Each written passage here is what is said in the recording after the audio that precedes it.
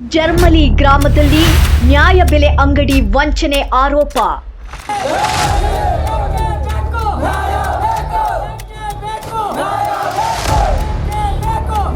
ಮೂರು ತಿಂಗಳ ಅಕ್ಕಿ ನೀಡದೆ ದಗ, ವಂಚಕರಿಗೆ ಶಿಕ್ಷೆಯಾಗಲಿ ಎಂದು ಗ್ರಾಮಸ್ಥರ ಆಗ್ರಹ. ತಿಂಗಳಾದರೂ ಅಕ್ಕಿ ಕೊಡದೇ ಇರುವ ಅಧಿಕಾರಿಗಳ ಮೇಲೆ ಕ್ರಮ ಕೊಡದಿರುವ ಮೇಲಧಿಕಾರಿಗಳಿಗೆ ವಿಡಿಯೋ ಮಾಡುತ್ತಿದ್ದ ಪತ್ರಕರ್ತರ ಮೇಲೆ ತಹಶೀಲ್ದಾರ್ ವಿಕೆ ನೇತ್ರಾವತಿ ಆವೇಶ. ಯಾಕಂತೇಳಿದ್ರೆ ಇವತ್ತು ಬಹಳ ಪ್ರಜ್ಞಾವಂತ ಮನುಷ್ಯ, ಯಾರು ಏನೇ ಮಾಡಿದ್ರು ಕೂಡ ಅದನ್ನೆಲ್ಲದೂ ಕೂಡ ಅವಲೋಕನ ಮಾಡಿ ಪತ್ರಕರ್ತರ ಕರ್ತವ್ಯಕ್ಕೆ ಅಡ್ಡಿಪಡಿಸಿದ ಪೊಲೀಸ್ ಸಿಬ್ಬಂದಿ, ಅಧಿಕಾರಿಗಳ ನಡೆಗೆ ಹಿರಿಯ ಪತ್ರಕರ್ತರ ಖಂಡನೆ.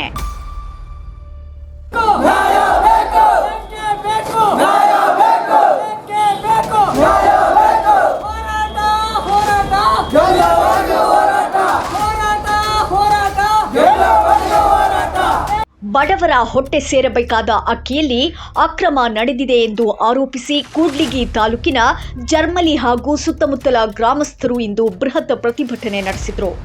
ಅಖಿಲ ಭಾರತ ಕಿಸಾನ್ ಸಭಾ ಮತ್ತು ಕಮ್ಯುನಿಸ್ಟ್ ಪಕ್ಷದ ನೇತೃತ್ವದಲ್ಲಿ ನಡೆದ ಈ ಹೋರಾಟವು ಆಡಳಿತ ಯಂತ್ರದ ಭ್ರಷ್ಟಾಚಾರವನ್ನು ಪ್ರಶ್ನಿಸಿತು. ಆಮೇಲೆ ಕೆಲವು ಕಾಡುಗಳಿಗೆ ಅಕ್ಕಿನೇ ಕೊಡೋದಿಲ್ಲ, 5-10 ಕ್ವಿಂಟಲ್ ಮಾರ್ತಿದ್ದಾರೆ ಅವರೇ ರಾಜರೋಷವಾಗಿ. ಇವತ್ತು 3 ತಿಂಗಳು ಅರವದಿ ಗ್ರಾಮದಲ್ಲಿ ಇಲ್ಲಿ ಜನ ಬಂದಿದ್ದಾರೆ, ಕಾಡುಗಳು ತಂದಿದ್ದಾರೆ. ಇವರೆಲ್ಲ ನಾವ್ಯಾರು ಬೇರೆ ಜನ ಕರೆಸಿಲ್ಲ. ಕಾರಣ ಇವತ್ತು ಫಲಾನುಭವಿಗಳೇ ಬಂದಿದ್ದಾರೆ. ತಾವು ದಯವಿಟ್ಟು ಯಾವುದೇ ಕಾರಣಕ್ಕೆ ನಮಗೆ ನ್ಯಾಯ, ನಾವು ಕೇಳೋದಿಷ್ಟೇ, 3 ತಿಂಗಳು ಅಕ್ಕಿ ಕೊಡಬೇಕು. ಈಗ ಕೊಡುವಂಥ ಅಕ್ಕಿಯನ್ನು ಕಾನೂನು ಪ್ರಕಾರ ಕೊಡಬೇಕು. ಯಾರು ತಪ್ಪು ಮಾಡಿದ್ದಾರೆ ಅಂತ ನಮಗೆ ಗೊತ್ತಿಲ್ಲ.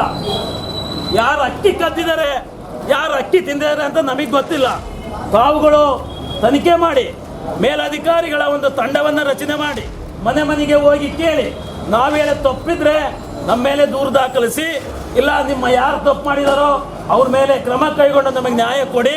ಅದರ ವ್ಯಾಪ್ತಿಯಲ್ಲಿ ಉಳಿದಿರ್ತಕ್ಕಂಥ ವಿಷಯಗಳು ಇಲ್ಲಿ ಹೈಟೆಕ್ ಬಸ್ ಸ್ಟ್ಯಾಂಡ್ ಈಗಾಗಲೇ ಸುಮಾರು ಜರ್ಮಲಿ ನ್ಯಾಯಬೆಲೆ ಅಂಗಡಿಯಲ್ಲಿ ಕಳೆದ 3 ತಿಂಗಳಿನಿಂದ ಅಕ್ಕಿ ನೀಡದೆ ಜನರಿಗೆ ವಂಚಿಸಲಾಗಿದೆ.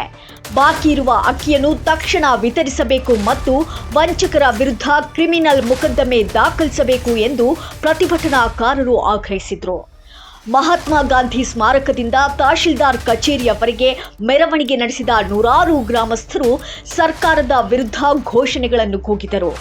ಎಚ್ ವೀರಣ್ಣ ಹಾಗೂ ಬಿ ಸಿದ್ಲಿಂಗಪ್ಪ ಅವರ ನೇತೃತ್ವದಲ್ಲಿ ಮುಖ್ಯಮಂತ್ರಿಗಳಿಗೆ ಬರೆದ ಮನವಿಯನ್ನು ಸಲ್ಲಿಸಲಾಯಿತು.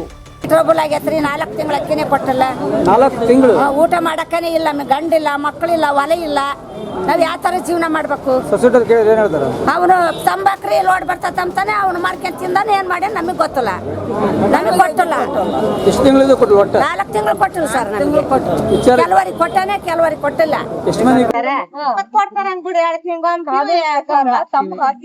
ಹಾಕಿದ್ರಿ ಅಂತ ಇಸ್ಕೊಂಡಿದೀರಿ ಅಂತ. ಸೊ ನೀವು ಫಸ್ಟ್ ತಿಂಗಳ ಯಾಕಂತೇಳಿ ನಮ್ಮ ಹಕ್ಕು, ಅವುಗಳನ್ನು ನಾವು ಪ್ರತಿಪಾದನೆ ಮಾಡಲೇಬೇಕು, ಆಗ ಮಾತ್ರ ನಿಮಗೆ ಕೊಡ್ತೀವಿ ಅಂತ ಹೇಳತಕ್ಕಂಥದ್ದು ಅದು ಸರ್ವತಾ ತಪ್ಪು. ಯಾಕಂತೇಳಿದ್ರೆ ಅದು ಹಕ್ಕಾಗಿರುತ್ತೆ.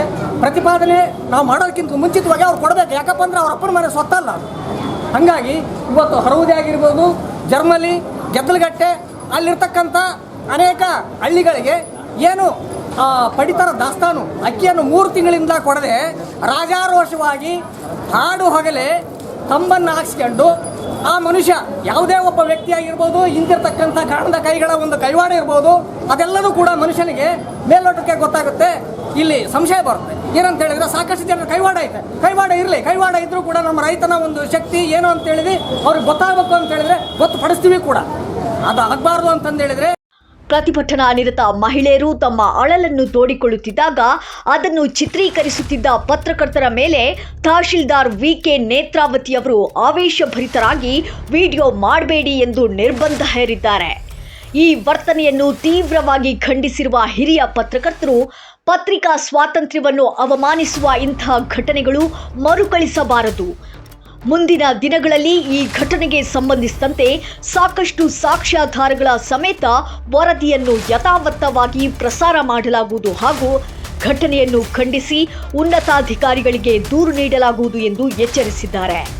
ಪೊಲೀಸರು ಕೂಡ ಪರೋಕ್ಷವಾಗಿ ಪತ್ರಕರ್ತರ ಕರ್ತವ್ಯಕ್ಕೆ ಅಡ್ಡಿಪಡಿಸಿರುವುದು ಕಳವಳಕಾರಿಯಾಗಿದ್ದು, ಹೋರಾಟಗಾರರು ಕೂಡ ಈ ನಡೆಯನ್ನು ಖಂಡಿಸಿದ್ದಾರೆ.